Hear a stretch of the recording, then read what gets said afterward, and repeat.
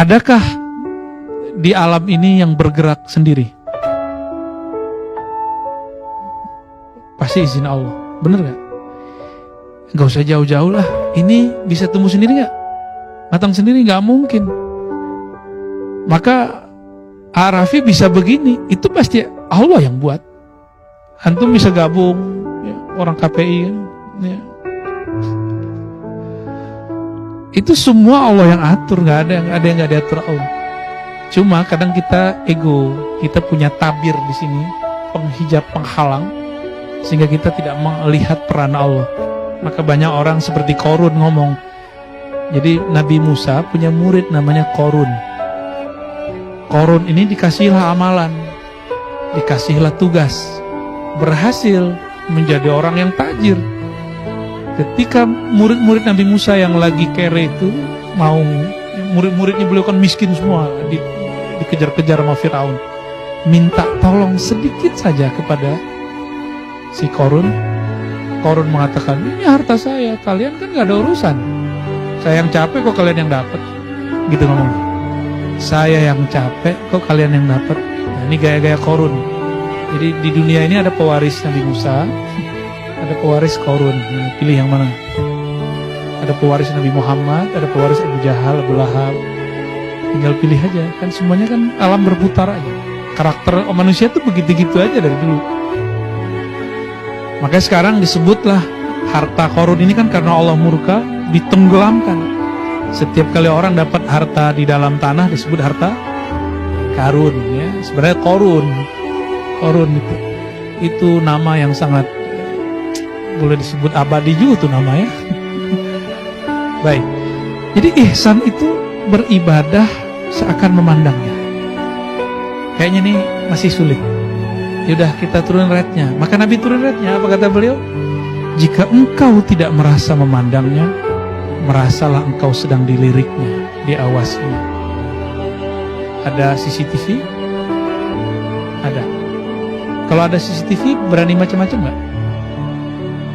Nggak berani. Nggak berani ya? Dulu kita ngurusin paspor sebelum ada CCTV. Ketusnya bukan main orangnya. Pas ada CCTV, saya udah telat 5 menit.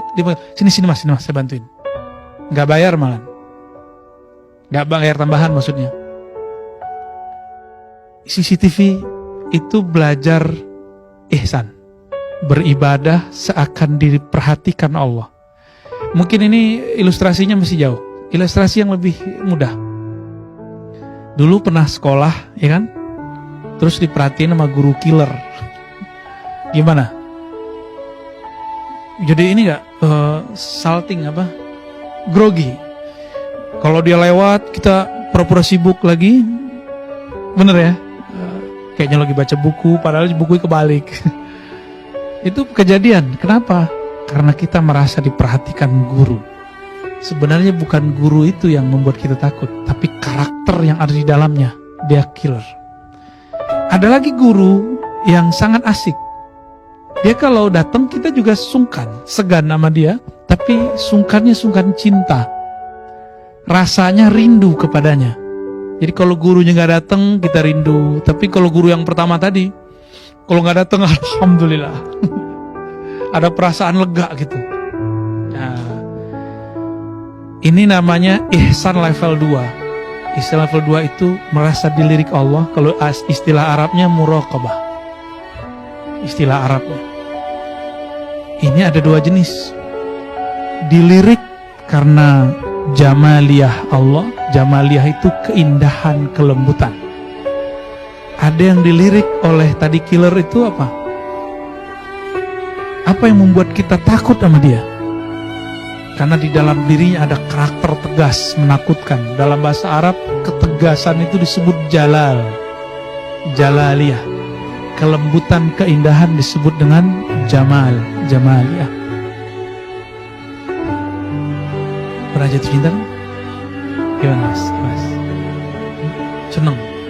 Kalau kita lagi duduk nih, terus ada yang di sono merhatiin, gimana perasaannya? Senang itu. Dan bajunya dibagus-bagusin ya?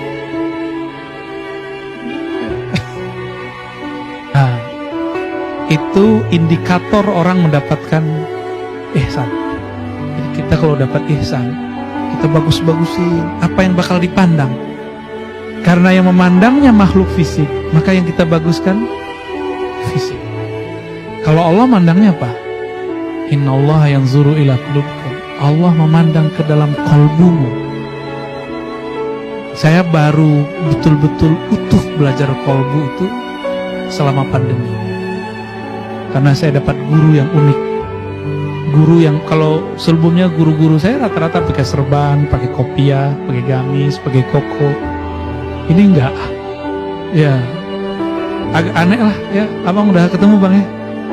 Gimana? Unik gak? Unik. Beliau lah yang mengajarkan saya bagaimana memandang orang. Jangan pandang sisi fisiknya, pandanglah sisi rohaninya. Dan itu butuh kebeningan hati. Butuh kebeningan hati untuk memandang itu. Semenjak saat itu udah gak pernah lagi terlintas hal-hal yang negatif terhadap orang-orang, kecuali sesekali itu langsung saya tepis. Ya. Karena Allah mandangnya kolbu, wajah kolbu itu di make up dikit lah ya. Ya jangan cuma muka ini yang di make up. Ya. Di salon lah. Jangan hanya fisik yang di salon, tapi juga kolbu kita salon. Ya. Kalau kita mau ketemu orang, nyaman gak kalau badannya bau? Ya, maka harumkan si kolbunya. Keharuman kolbu itu dari tutur kata yang baik, akhlak yang baik. Jadi orang-orang yang harum itu dalam ilmu rohani, itu yang kata-katanya lembut, kata-katanya menyentuh, kata-katanya baik lah, kira-kira begitu. Ketemu gak orang berpenampilan soleh, kalau ngomong kasar, ketemu gak?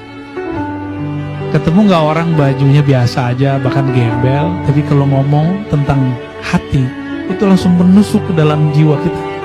Ada, saya banyak ketemu. Maka semenjak saat ini saya berharap teman-teman, kalau sudah merawat yang lahir badan ini, ayo kita merawat yang batin ini juga. Ya. Oh saya belum sanggup, yang ini aja belum beres. Justru karena yang zahir itu gak pernah bisa diberesin.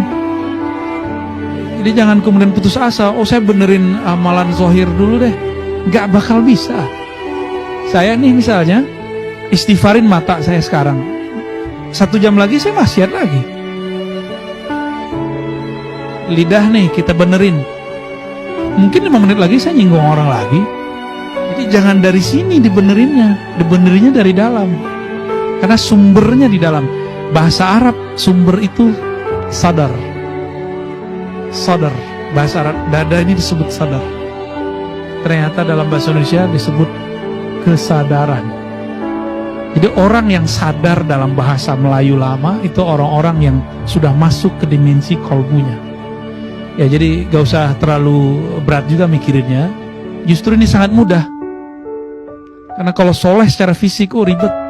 Ya, saya aja ribet kalau soleh secara fisik. Yang mudah itu adalah kita kan sangat mengerti hati kita sendiri. Ya, nah, mulailah berdialog dengan hati. Nabi SAW mengatakan istafti kolbak. Mulailah tanya batinmu, kamu bahagia nggak dengan ini? Bukan senang loh ya, bahagia. Bahagia itu kenyamanan yang tidak ada batasnya.